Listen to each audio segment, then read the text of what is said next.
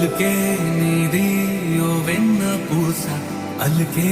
ఆపే మనసా మౌనం తోటి మాట్లాడే భాష అంటే నీకే అలస ఈ అలలా గట్టు ఆ పూల చెట్టు నిన్ను చల్లబడవే అంటున్నాయే